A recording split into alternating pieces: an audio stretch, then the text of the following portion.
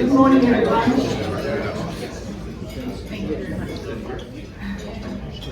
Thank you. Good morning. My name's Lorraine Maxwell. I'm the CEO of Amtil, and I'm very pleased to see you all this morning for my first AGM with Amtil. I'd like to firstly acknowledge and pay my respects to Bunurong people of the Kulin Nation, who are the traditional custodians of the land on which we meet today, and I pay my respects to their elders, past, present and emerging. I'd also like to acknowledge the board of Amtil here today, people that work behind the scenes representing your interests and do so voluntarily, and you can say firsthand I already know how much work they put in, and I thank you very much, particularly our President, Riversdale. And you'll hear from her a little bit later on about what's been going on for the last 12 months. I'd like to acknowledge our corporate partners, William Buck and the Commonwealth Bank of Australia, and I'm delighted to have a representative of the Commonwealth Bank with us today. We're going to hear from Adam Donaldson, who's the head of Macroeconomic Strategy, subject close to my heart, and he's going to give us a global and domestic economic update. So please join me in welcoming Adam.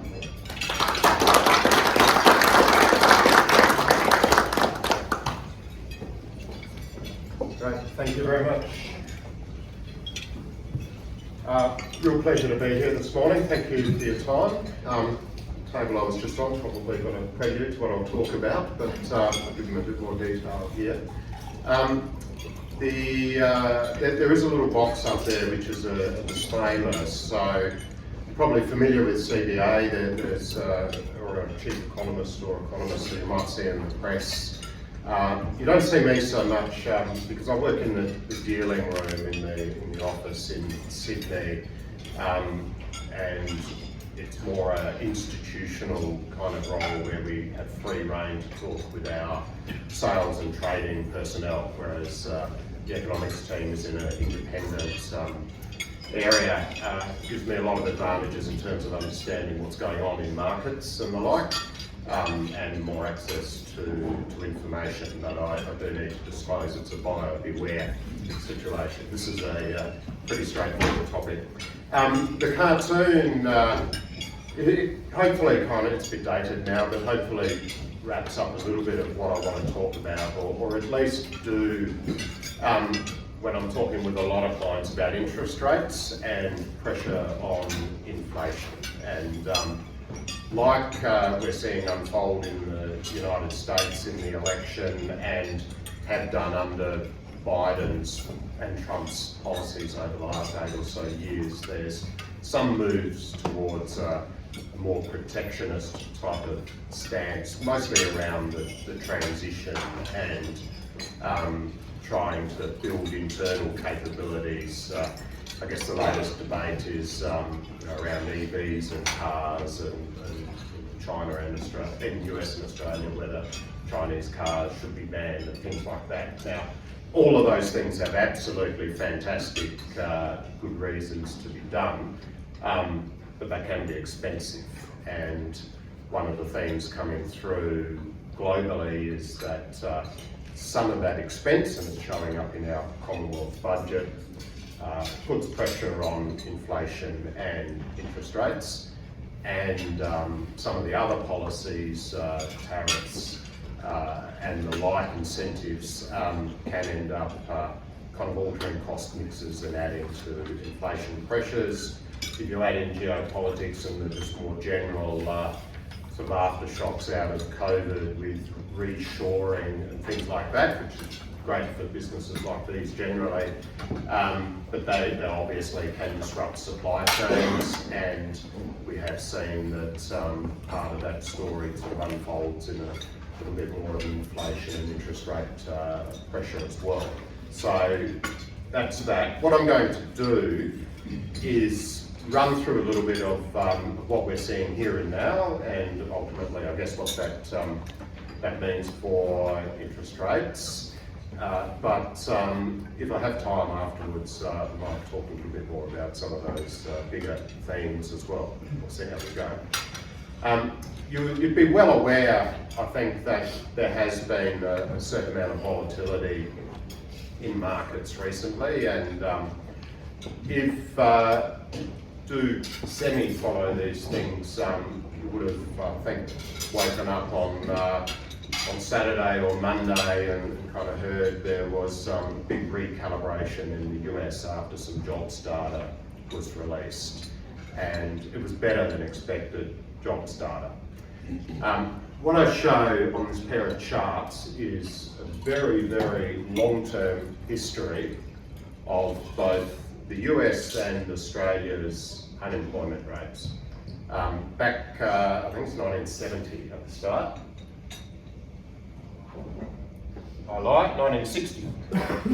So a good 65 years of data. What you can see is that there's a couple of things, hopefully. One is that quite often, once unemployment rates start to rise a little bit, you reach a threshold and then things can deteriorate quickly. The threshold, as I've shown it there, is using a 3-year average for the unemployment rate. So you can see how it has crept up a little bit in both countries. And this is a common theme globally. And you can see why markets and policymakers are nervous that you might enter a new phase where things deteriorate more quickly.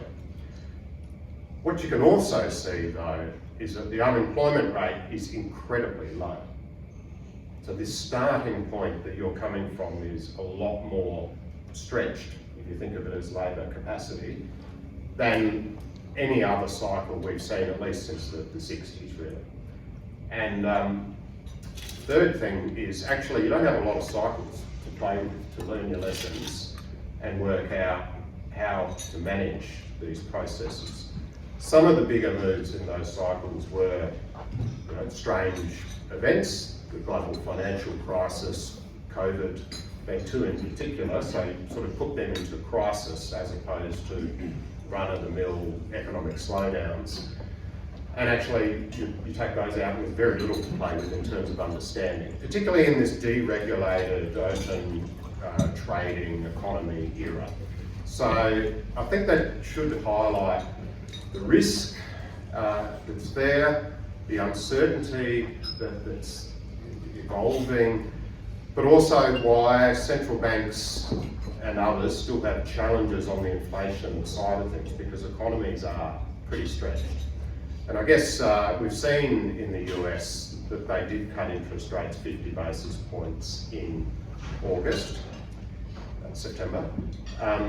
The data on Friday was better than expected, as I mentioned, and basically in the wake of that, markets and I think the Fed themselves are signalling that they're probably just going to slow down how quickly they cut, because one of the big problems they face is if you go ahead and you provide a lot of stimulus very quickly and the economy picks up, confidence improves, and that unemployment rate starts heading down a bit, you'll have inflation coming out of your ears, right? The markets are stretched, and with these global kind of dynamics that I mentioned, it could cause difficulties on that front. And what happens there? Well, you jack rates up again and you go further harder next time and cause pain ultimately, because somewhere along the line you make a mistake and you get that adverse outcome. So it's a tricky business, and that is where we are at in managing it. If you actually look at them as well, you'll see arguably Australia has done a better job over the last 30 years or so of managing those cycles in terms of limited impact on unemployment and adverse sort of increases occurring. Our economists have this set of forecasts, as you can see here. They're fairly similar to a lot of what you will see in the market, and they're a pretty good set of numbers. GDP slowly picking up again a bit, unemployment 4.4%. That's a good result. That ends up being as bad as it gets. Basically, if we were starting from any other starting point, it would be the lowest you'd seen in 30 years or so. And inflation just coming back into the RBA's target band, which in their view provides room for the RBA to cut interest rates 125 basis points over the next year. Starting, they think, in December, which is a little bit out of consensus. Most people are sort of more February, March, and maybe just a little bit less. As I said, I work out of the dealing room. We're probably just a little more cautious on how far the RBA could go, and on that timing, just thinking maybe it is a little bit later. But what I do want to run through is, I guess, some of the more specific info that's there. We were having this chat on the table about government and jobs, and what you can see here, I think, is what you can see is on the left-hand side GDP growth in Australia, and the bars are the contribution from the public sector. Without public sector spending at the moment, there's nothing. The economy is flat as a tack. When we look at the right-hand chart and you look at jobs, this is the same thing. It's not quite public sector, private sector. It's what we call market, non-market. And that is because areas like the NDIS or a lot of health or education might be kind of private employers, but are actually public funded or public type jobs. But the point is pretty clear, right? The employment growth that we've got, which actually overall is pretty decent, in fact it's good, is very much driven by the public sector and what's happened there. I think to many of you in this room that wouldn't be a surprise at all. The fact that the economy is soft is absolutely well known everywhere, and it is why the discussion is there about whether the RBA will turn around and start to cut. My screen's a bit hard to see.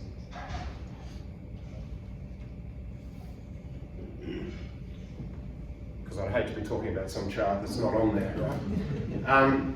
These are pictures of retail spending and consumption. So retail sales on the left, and clearly coming out of COVID, really incredibly strong, well above trend, and you can see the flatlining that's been occurring lately to arguably being well below trend if you think it should be increasing year after year.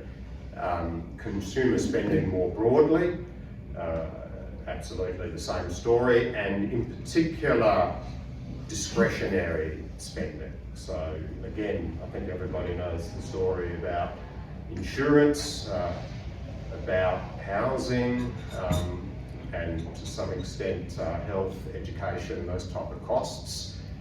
They're absorbing more of people's pay packets. What's left over in the macro sense has been pretty minimal spending.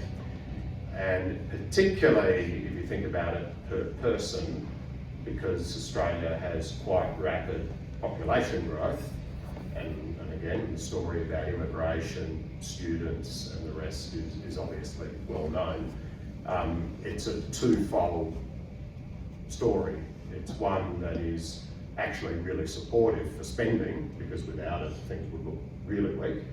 But of course there's the well-known pressure that it is exerting on housing in particular.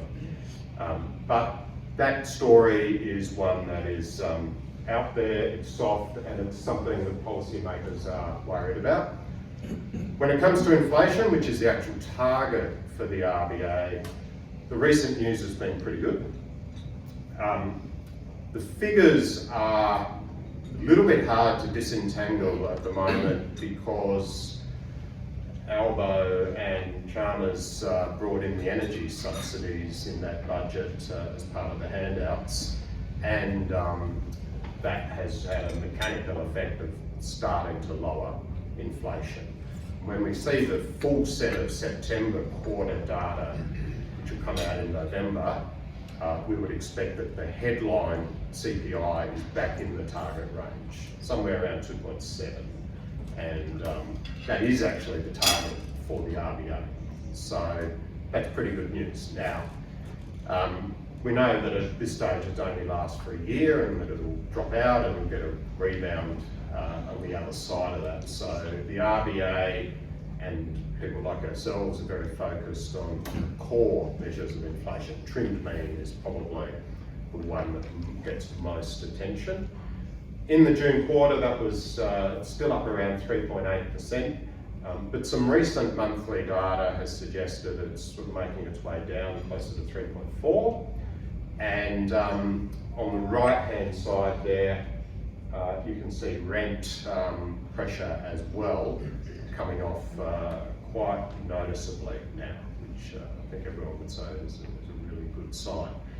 So, you know, things are looking like it's possible, not in the September quarter, but not far after, that the RBA will actually be able to kind of declare victory and say inflation's back in the band. And I think everyone in this room and in the community will be saying, well, how about it? Where are those rate cuts? And they probably wouldn't be too far away from delivering. And I think what you should expect at this point, if it's inflation that is coming down that is driving their decision, think of it as a reward, and think of it as something that they'll just drip out. It's not an emergency at this stage. When things become an emergency or real risk presents in the economy is where you get your 50-point moves or more dramatic action. At this stage, it's inflation cooling that is providing the room. We're a little bit different to the US or New Zealand or others where they lifted rates all the way up to 5.5%. So they've got a policy where they would say monetary policy is much more restrictive than what we would in Australia.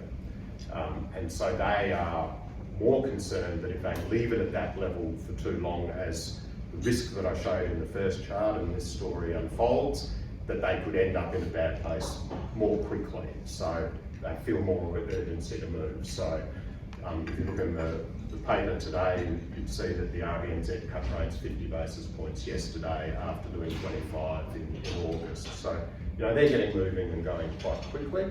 At this stage, I think that what you get from the RBA will be less.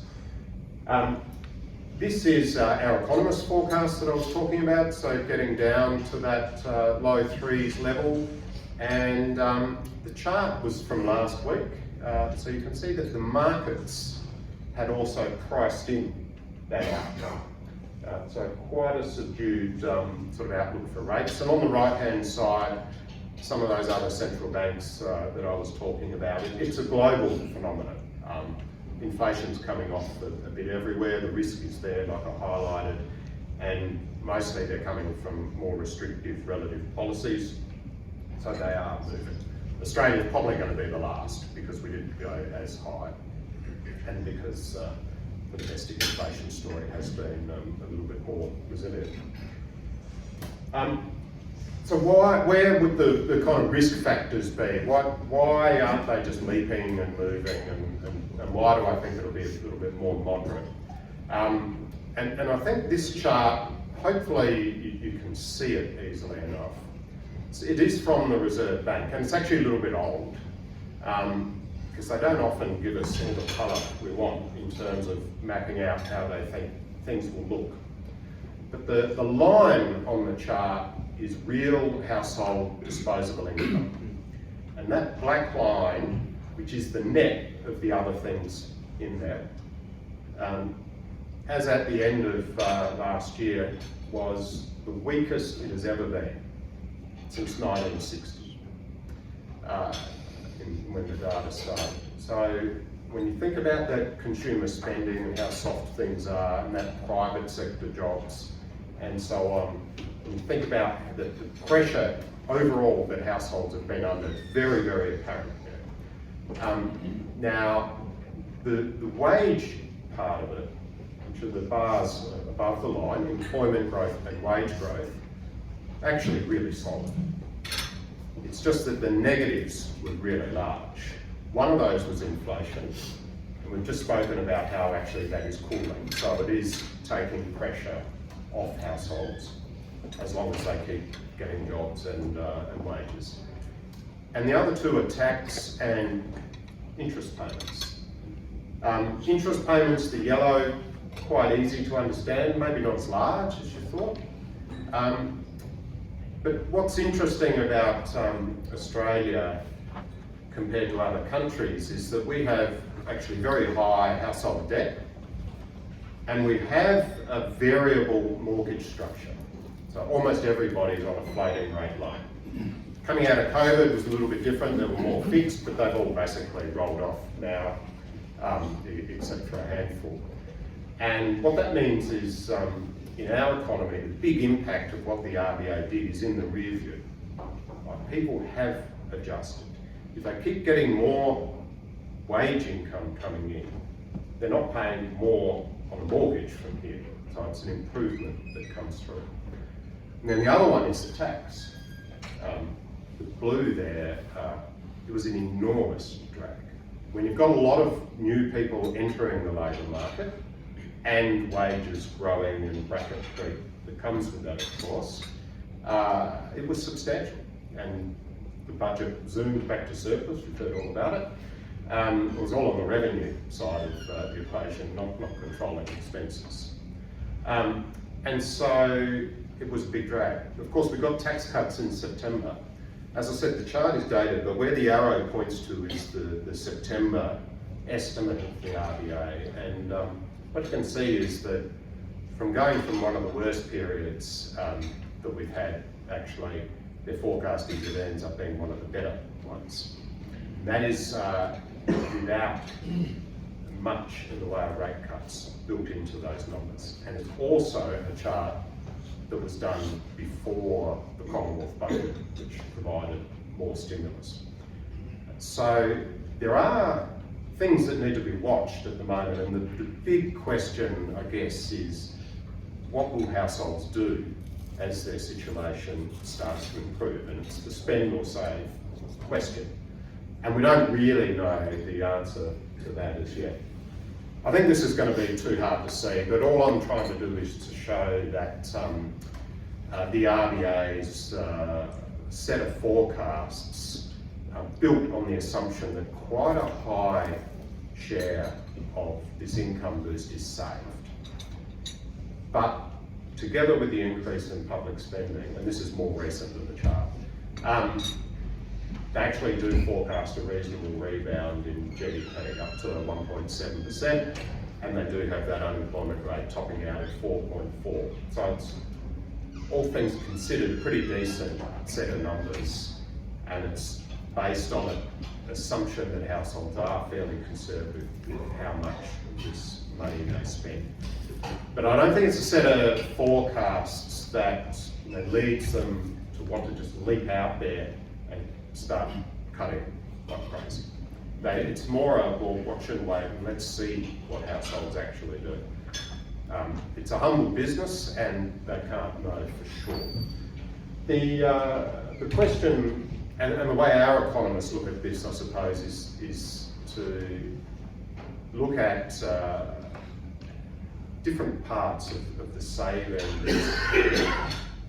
So on the left-hand chart, being a bank, we pay a lot of attention to what people are doing in their mortgage payments. And what you can see there is, for the economy overall, mortgage prepayments, whether it's offset accounts or redraw accounts, they just have trundled on, continued on, people putting more and more away against the mortgage. Very easy to understand, I think. Even though people are under pressure, the cost of the mortgage is such, the debt that they probably took on in buying a house is such that you want to pay it down as quick as you can. And you probably want to free up a buffer in case you lose your job, or in case you're doing a reno at some stage down the track. The more discretionary part of the saving, the green, huge increase during COVID. A lot of money handed out, the economy went better than expected, but people couldn't get out and spend. What we're seeing is that more discretionary part has probably been almost fully absorbed. So household income's so weak that the consumption story, as bad as it is, wasn't as weak as that household income story. And that's because people drawing down on some of this savings and excess cash that they had.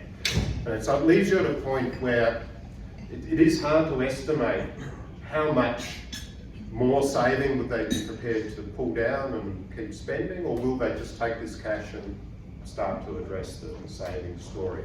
The chart in the middle is it's our own data on those mortgage prepayments, offset accounts, and basically you can see it never goes down. It hasn't been going up that much in recent times, but it'll be interesting to see how households do respond. One thing we also do as the biggest bank in the country is a really, really extensive collection of data. And we add up what goes through FPOS, credit cards, all of the sort of forms of payment that we can see. And we have a household spending indicator that comes out of that. The right-hand chart shows that in August it bounced 1.8%. July we hadn't seen much response. Our economists think it's because Father's Day was on the 1st of September. Retail sales were good too in August. The ABS thinks it's because the weather was warm. A lot of people think it's because there were tax cuts and people were feeling a bit better. Point is, we don't really know, but you don't leap out again and bite a bullet and say, oh my God, there's no chance this is going to be spent and the economy's not going to rebound. Because there's a decent chance, which is why someone might have been suggesting yesterday rates could rise. The other element, I guess, when we're looking at the labour market, and the question for the labour market is a bit like the savings rate question. It's when you've got a big stock of savings and then it falls away quickly, it doesn't necessarily tell you when you've kind of reached the end point. And what happened with the labour market is the economy was so strong that there were so many jobs being advertised and the unemployment rate went so low that there are more jobs out there than could possibly be filled. So advertising vacancies went to extraordinarily high levels, as you can see. They've come back a long way. So when you look at the flow of the data, it just looks terrible. It's falling, falling, falling. The level of it isn't that bad compared to pre-COVID, which is what you can see on the blue line on that left-hand chart. Per person, job applicants per ad, the red line's gone up quite a long way. That's the population growth story at work as much as anything. So more people looking for jobs when there aren't quite so many around. So the labour market is definitely loosening. But the indicators, and it's basically not coming from any business survey or anything we're seeing, the indicators are not telling us there's a whole lot of job layoffs going on. It's just that it's harder to get jobs and there's more people looking. So that crisis situation is not quite there. The chart in the middle is a wonky economics one, but there's kind of meant to be a curve between how many vacancies there are and the unemployment rate. And the point is, it's not a straight line, it's a curve. At some point, enough vacancies open up that it's telling you things have gone to the next stage, but it doesn't look like we're there. We're still in territory where we've basically never been before in the labour market. On the right-hand side, I guess finally, it's the relationship between GDP and employment. You can see it's a pretty good one over time, makes sense. But the red line is above the blue, and it's meant to be the other way around. So employment holding together really, really firmly. And as I said, the public sector driving that. And I guess a lot of the problems with the job surveys is that the private sector as well.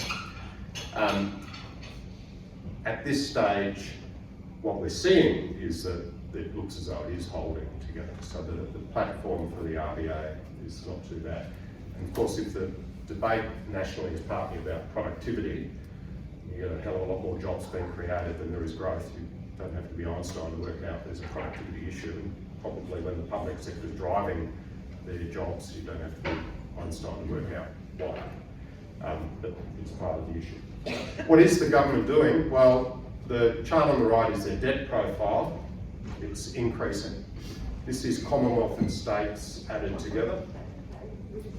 The chart on the left is budget, the sort of fiscal balance. It's more when they borrow the money than when they spend it. And in 23, 24, we think they borrowed a chunk that they hadn't spent yet. So in the 24-25 financial year, there's a very, very significant deterioration in the budget going through. For the Commonwealth, it was $44 billion. That's a lot of stimulus. So it's the other part of the equation that the RBA and everyone has to take into account, is that even though the public sector's already been doing this, you go on another level in terms of what they're spending and what they're stimulating the economy by.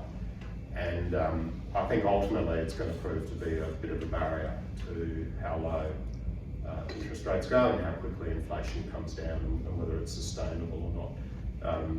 It wasn't the ideal policy for the time for have a massive stimulatory federal budget in May when you still have this incredibly stretched economy that we have had.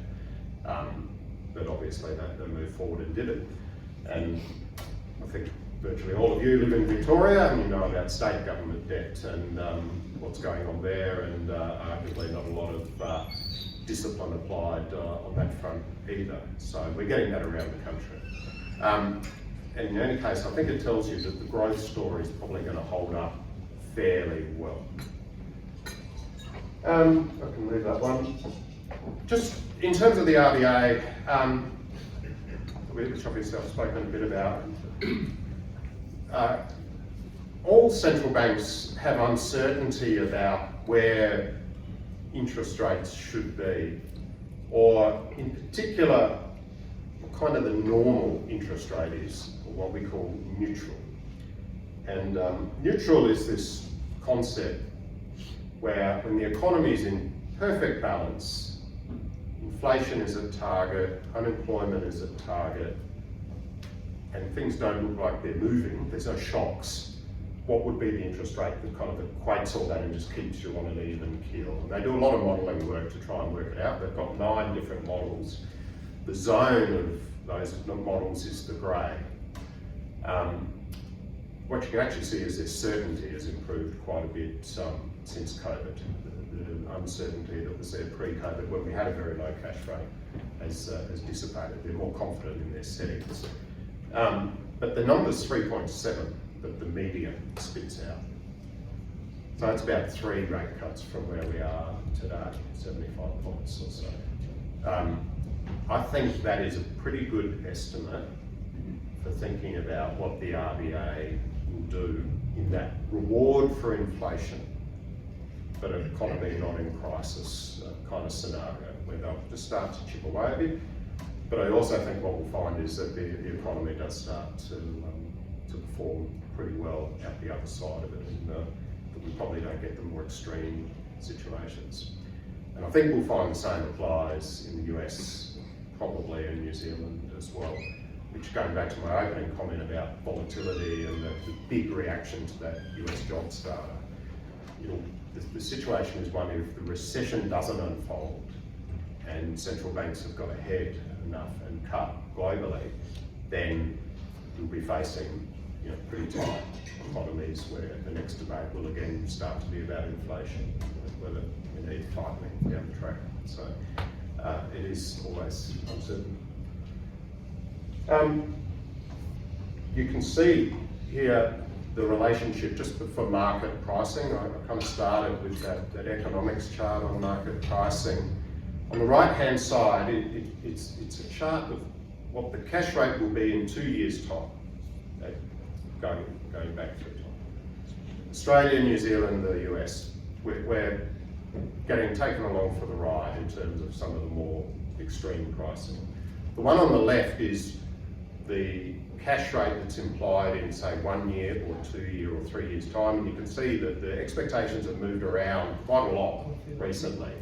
The impact of that jobs data is the rise from the line at the bottom to the one in the middle, which was the reading on Monday for the RBA. So quite a big recalibration that occurred after that jobs data, and a lot of the excitement.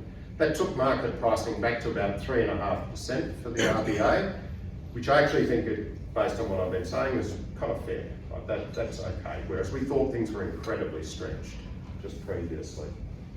This chart just shows you the shape of the yield curve, and I only show this one for those of you who do have debt or loans and face that constant question, a bit like the mortgage, whether to fix or float, whether to hedge or not. Last week I thought it was an undoubted yes, go ahead and hedge, because there's so much already built in terms of rate cuts that you're locking that in a very uncertain climate whether the RBA will deliver that or not.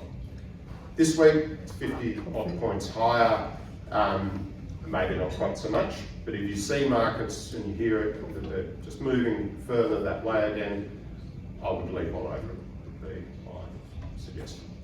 So with that, there's a bit of a summary, but there's Albo again. I'm happy to leave it there, and I'm more than happy to answer any questions. Yeah, absolutely, if there's any from the audience. Hi. With the increase in people looking for work, why isn't the unemployment rate showing a lift? Well, the unemployment rate has been rising, as I said, and the low point was actually 3.4. So we're up to 4.1 at the moment. Has touched 4.2 occasionally. So it's there, but it's sort of just that drifting phase. And it is because the job creation is absolutely still there. That's what that public sector, private, the overall number for jobs is actually still really good. And so it's just, we're not quite absorbing all of the people who are looking now, whereas a year or two ago we were. Adam, given the amount of fiscal stimulus that governments have done, and I'll probably be a bit Victorian-centric here with our record levels of debt, we're heading into election in a couple of years, likely maybe to be a change of government that will be a lot more conservative. What's the risk to, especially the Victorian government, of reining in that debt, given that we don't have any assets to sell to sort of reduce that debt? What's the potential likely outcome of that? I used to work for TCB, who are the funding arm of the state government when we sold all those assets. They were fun days. Big transactions. Yeah, it's something that globally, actually, I use the word discipline. We're not seeing much evidence at all of discipline being applied.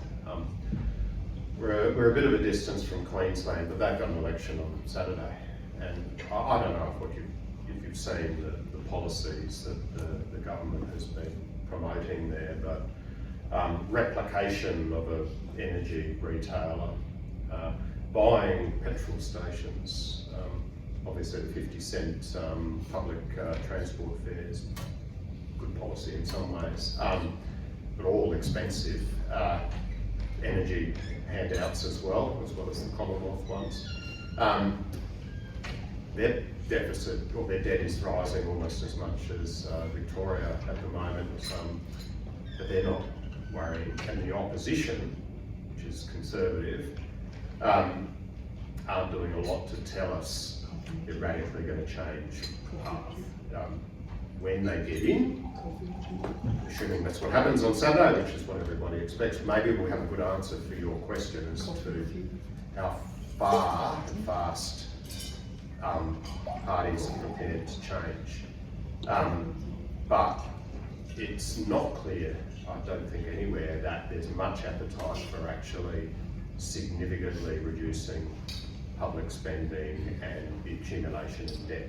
Now, I would expect that as each month, year goes by, and we continue to read that interest costs are absorbing 10% of the budget, and then it'll be 11, then it'll be 12. You think about how many hospitals or roads that could be building instead, that the debate will shift. The problem is you have to go without the roads and the hospitals and so on while you make the adjustment. And with the population growth that we've got, they find it challenging. So maybe the answers are or rebalancing out of the Commonwealth, or something to do with the GST, or those broader tax reform questions. You tell me if you see the leadership out there that is going to be delivering that. I don't see it. And when I look overseas, particularly America, my God, it's not apparent that discipline or reform are words that are going to come through in spades. So, yeah, I'd love to be able to tell you there's something that's really going to be done, but hopefully maybe it's more a slow grind, but at least you just curtail the never-ending path. It is putting pressure on interest rates. I've got a whole other presentation that I could be going through on what that neutral interest rate is, how the savings and investment balance globally drives that equation, and how the enormous investment that is coming through globally in a world that is aging, where savings are starting to decline a bit, is putting pressure on those interest rate settings, and how spending and the geopolitics and the rest of it is impacting on to inflation dynamics. And I just put it to you, if you think of the world 30 years ago, US entering NAFTA, Bill Clinton running a budget surplus, end of the Cold War, so peace dividend, lots of free trade, letting China into the WTO. US had this thing called a strong dollar policy. That meant everybody else could weaken their currency and grow more strongly, and the US could import lots of cheap stuff and keep inflation really low and a fully employed economy. Now, if someone wants to weaken their currency, they're going to get whacked with tariffs. The world is totally different, and that's even without some of the more overt geopolitical risks. So I think there's a lot of pressures everywhere. Fiscal is one of them, which ultimately will limit the cycle.